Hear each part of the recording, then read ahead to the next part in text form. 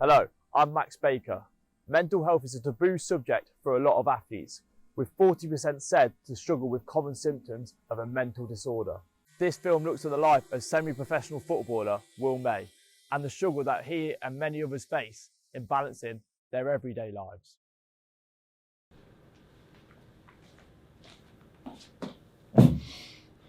I'm Will May, and this is my story. I'm a 20-year-old uni student trying to balance his studies with semi-pro football, which comes with a lot of commitments and time out of my days, which can be hard to balance everything at once. So I started playing not that long ago, really. I mean, I played a bit for school, but I never really liked school football, so I just wanted to play on a Saturday with my mates, and I'd done that a couple of years. Then had a bit of a break through COVID where no one could really play football, and then after that I kind of wanted to take football a bit more seriously. So that was when I joined Farnham.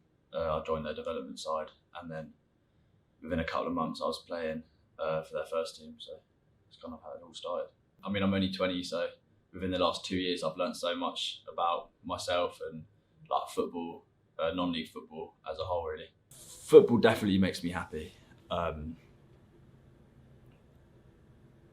It's about, you know, there's ups and downs in football, and it's about how you kind of deal with the downs, and then you'll get greater ups, and you know, without football I wouldn't be myself. So, you know, I always have to take that as a positive, because, you know, if I wasn't playing football, I don't really know what I'd be doing myself, to be honest with you.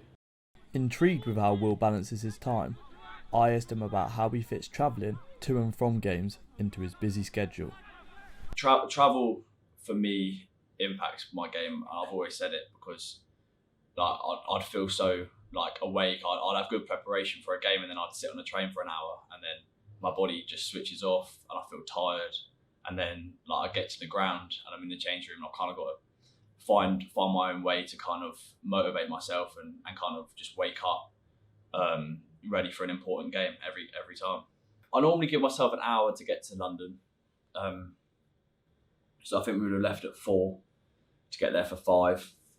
And then when we got to Waterloo just before 5, there was no trains going out of London for whatever the specific reason was. And then I had to just think on the spot. Luckily, I knew that one of our players lived in London, it's like South London, and he hadn't left yet. So I said, like, do you mind we get an Uber down to like your area and you can pick us up? And he was like, yeah, no problem. So I had to buy an Uber to get down to South London, which is like a 20-minute, half an hour drive from rush hour.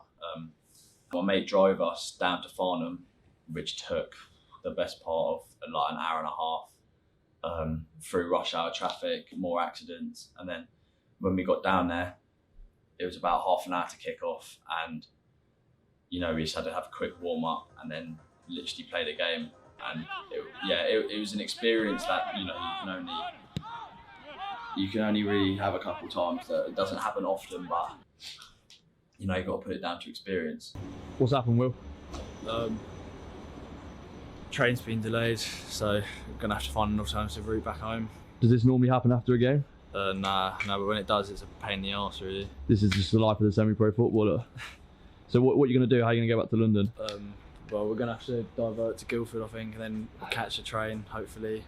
That takes me back to London, but a bit of a detour, but it is what it is, you know. And then is it a rest day tomorrow? Well, I'm meant to be playing football for uni, so not really.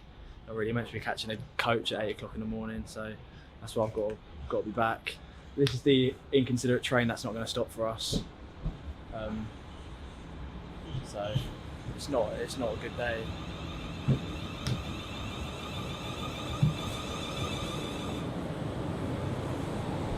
It's not really gone to plan, has it?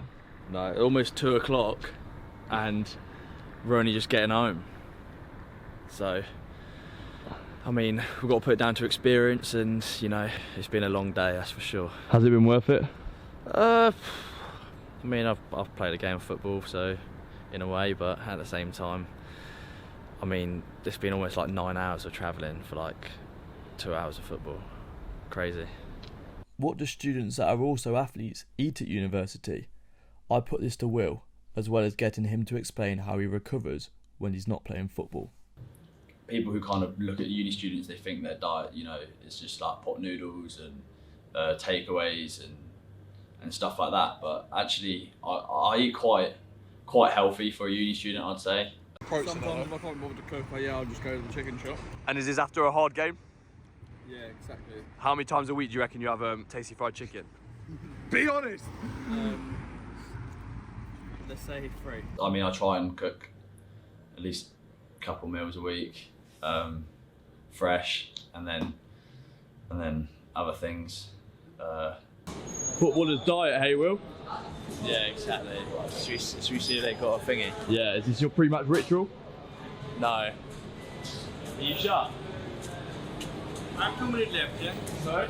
2 minutes left, yeah? Oh, I've got 2 minutes left. So, you know, but I do try and be healthy, and I try and add my greens to my food. Is that entirely true, what you just said? Yeah, half of it, I reckon. No, I try and be healthy. I think a couple of takeaways.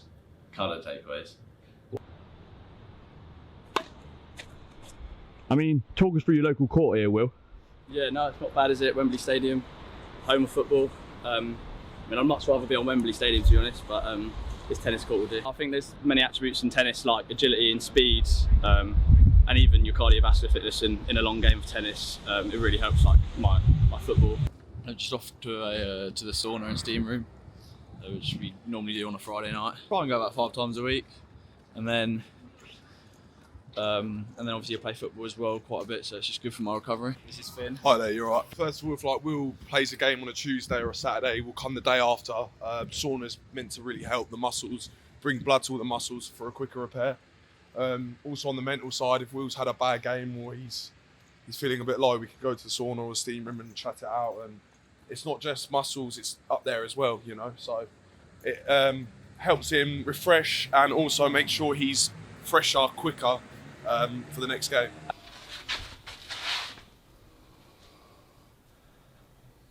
Hello, I'm Jack Foster. I'm the Paris FC captain. So Will used to be our player. He used to play every Sunday for us, but recently he's chosen semi-professional football over Sunday league with his mates. It's a tough decision, you know, for him to make. You know, he's chosen his career ahead of playing with his friends. Yeah, he might be earning money from playing football, but I think he's definitely would have lost a lot of friendship memories from us. He's a big player of the team. He always is. Wherever he's going to be a good player. But yeah, it's disappointing, but I just hope he's made the right decision. Personally, I don't think he has. But he's always welcome back. I would say his mood has definitely been down. I'd say playing with his mates was definitely improving his mood. He was smiling when he was playing with us, and now he's gone into that semi-professional team, and you can tell he hasn't got as close mates as he did with us at Parish. Football is always, it's just a game. Remember, you play it for your enjoyment of yourself and enjoyment with others. It's not a business.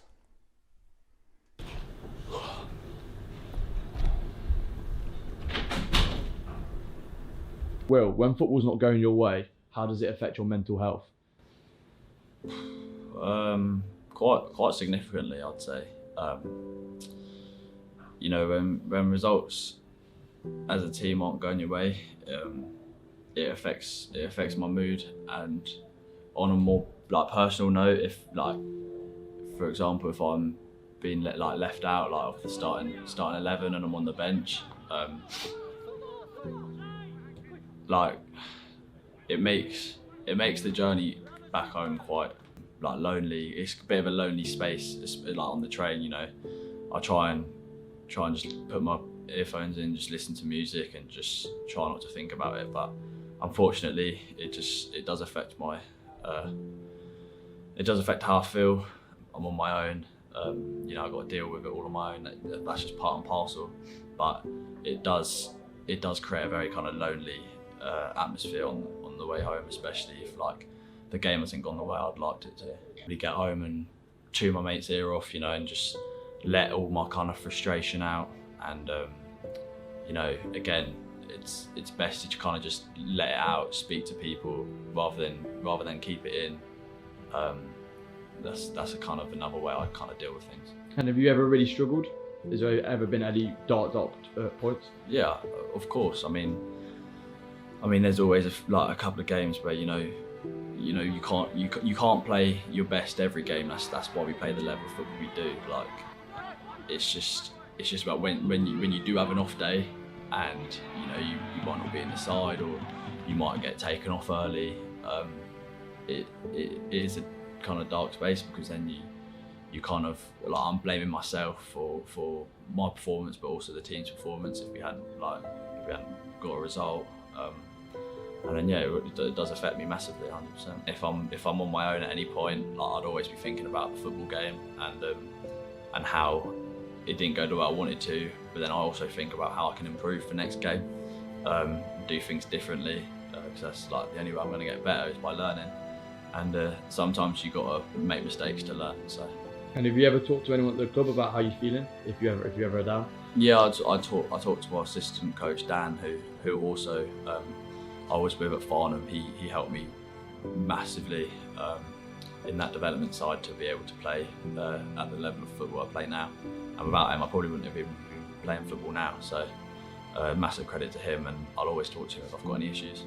I mean, this is the kind of worrying thing, because a lot of people do put on brave faces. That's what's so kind of wrong about this whole situation. You know, it's so important to speak to people, because you never know how people are feeling inside. And you know, like I said earlier, you know, there's good pressures and bad pressures of the game. Some people, you know, take those bad pressures quite significantly. It affects their like mental health, and also their like family life. Like, you know people, teammates to a certain extent. Obviously, you play with them every week. You see them like twice or 3 times a week, but you don't see them every day. So you don't know like what's going on in their families and stuff like that. So you know, there's a lot of brave faces out there. So you can never tell. So, Will, talk me through this photo. It's my celebration after the Naphill game that I done when I scored one of my goals. It's just to signify mental health. So, if anyone's struggling to speak, do speak, and speak to your family, your friends, anyone. They're always willing to help.